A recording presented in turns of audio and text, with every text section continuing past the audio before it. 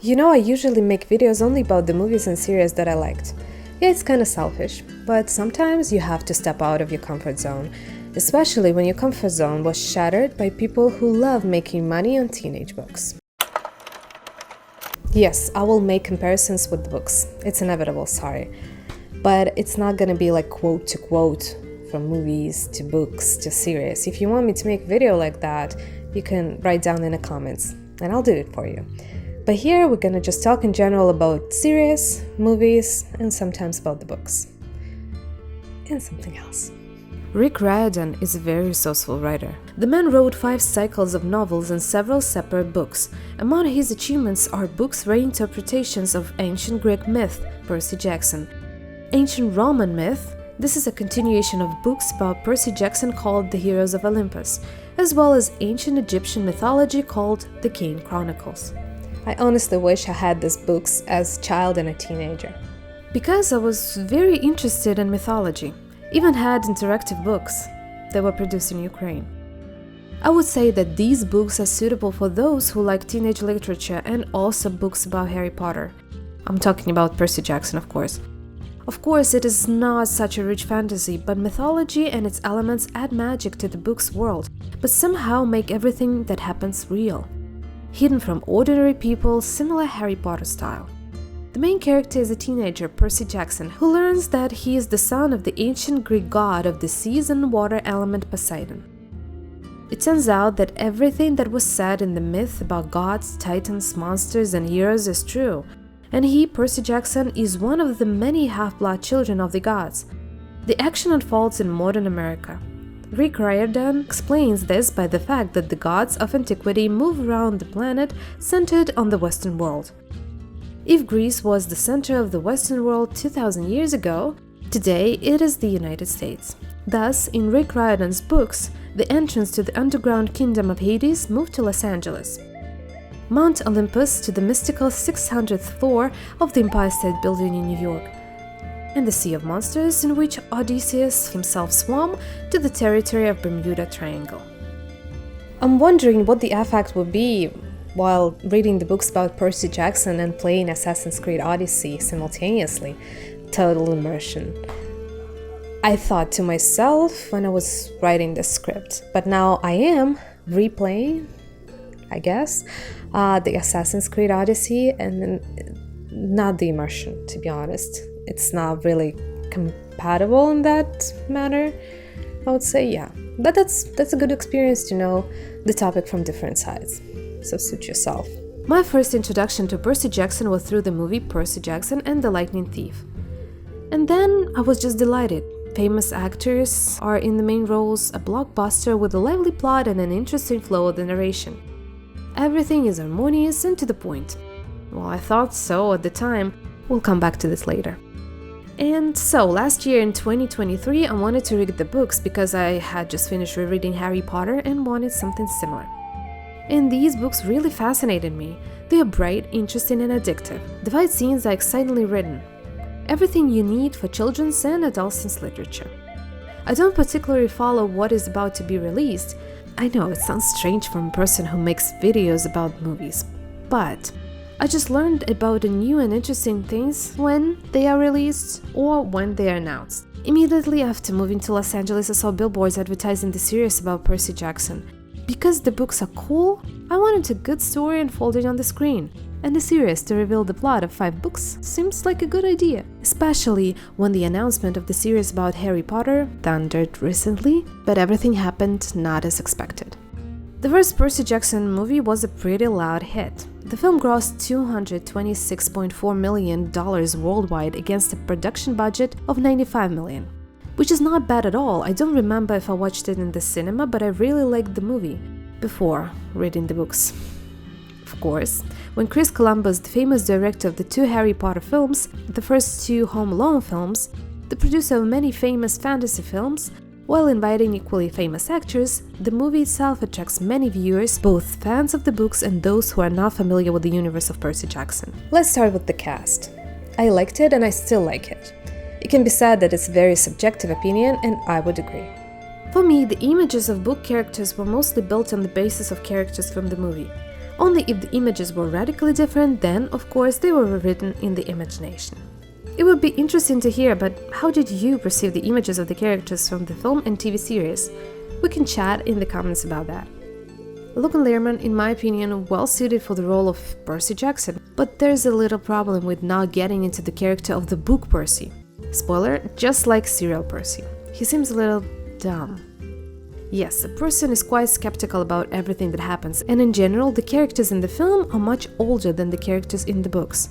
Therefore, a little shift from naivety to skepticism is normal.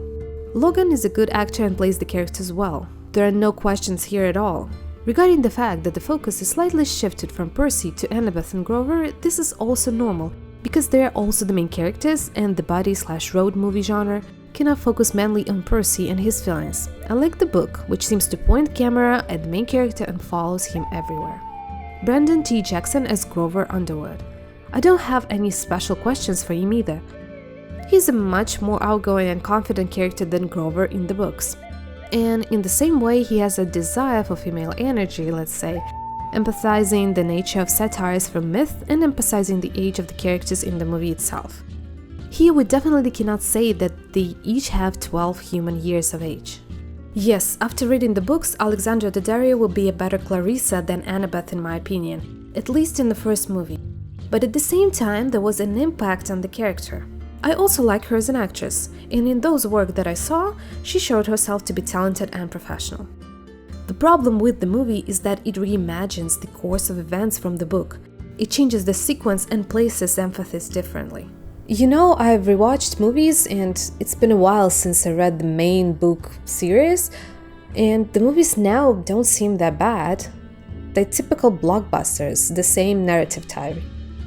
I had a few questions while watching the movies that added to the illogicality of what was going on. How Percy's mom knew about Olympus' entrance. Yes, that is one of the film's problems.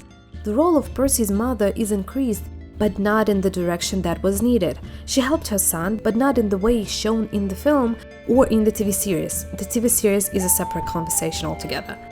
Percy's mother laid the foundation for her son. She gave him values and memories. She supported him and worried about him outside of the adventures, and sometimes in them, but further on in the plot of the books. But how could this woman know what the gates of Olympus are, let alone go with the heroes to the top floor? Another big problem is the absence of Clarissa in the first film.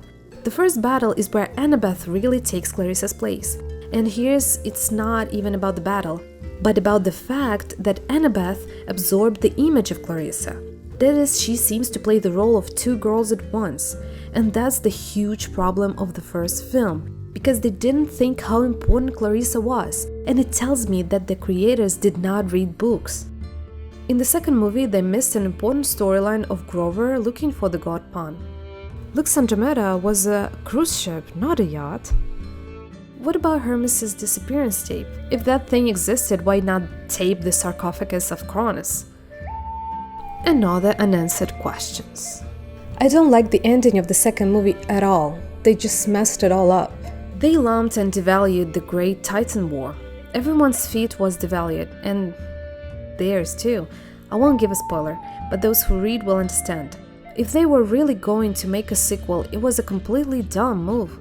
But in general, it seems to me that the studio simply ordered to end the franchise somehow. Let's go to the series. I will start with cast. At the time of the release of the film, I had no complaints about the age of the actors, and actually reading the books, I had no idea how old Percy was. I'll explain. Even at the end of the 5th book, where he should be 17 years old, he speaks and thinks like a well-formed, mature person, although he blushes like a teenager while interacting with girls. In this regard, the casting of Percy of the series was more successful. You really believe that the character is 12 years old. He looks that way and tries to act accordingly. Percy from the TV series is quite similar to Percy from the movie and fits the image of Percy from the books, although in my opinion the hair is a little too light. But this is really a nitpick, and for everyone its own. But all the others, it's a disaster. I'll tell you a secret. I have a whole script of The Witcher Season 1 that I never put to practice because it's constant screams, tantrums, and curses. And to be honest, I had the same feeling about the cast of the series at once.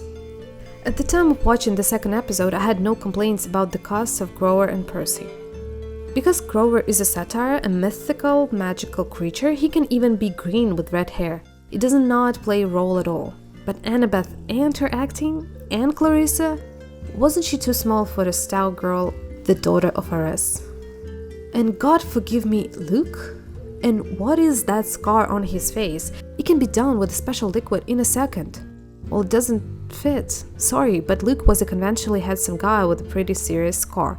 Yes, beauty is something that it cannot be measured. Chiron is okay. He is also a mythical, semi-divine being and in general can be anything. Although I really like the cast of the film.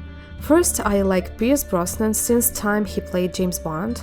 No, I'm not that old, I just grew up in a different country where the films were shown on TV from a long time ago, but whatever. And secondly, he is a very charismatic, acts well and exudes confidence, calmness and wisdom.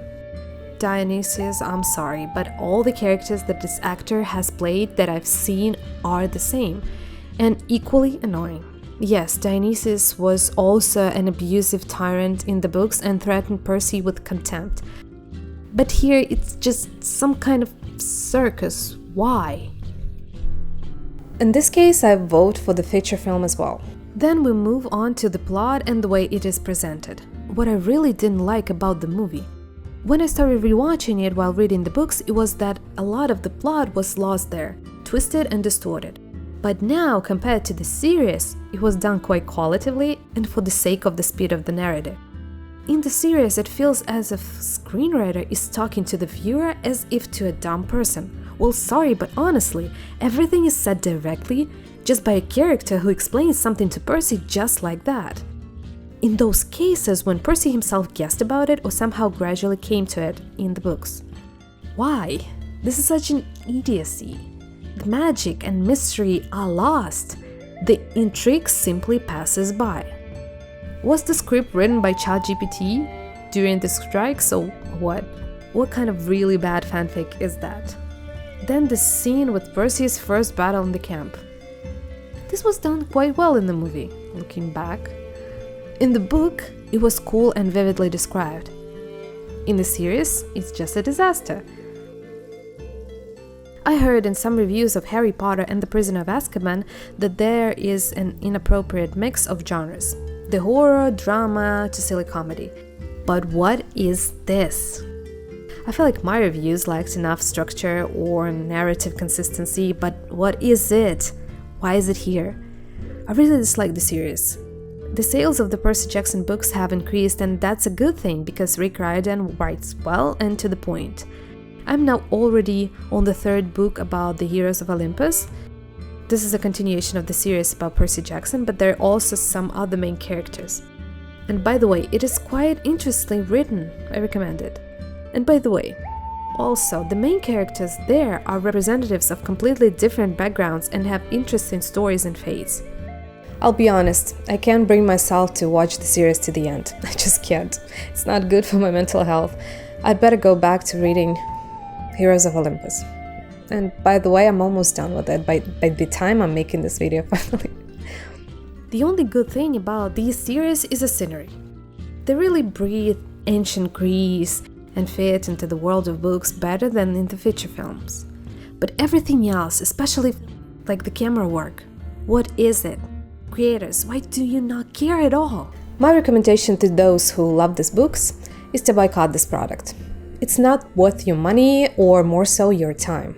Read, make your own cool fan fiction, draw pictures, and don't watch bad TV shows.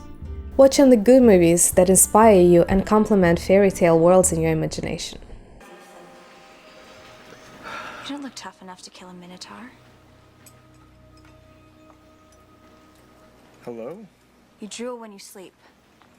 Wipe your mouth. Ow. Percy, I'm sure glad you're alive, or I would have been in worse trouble.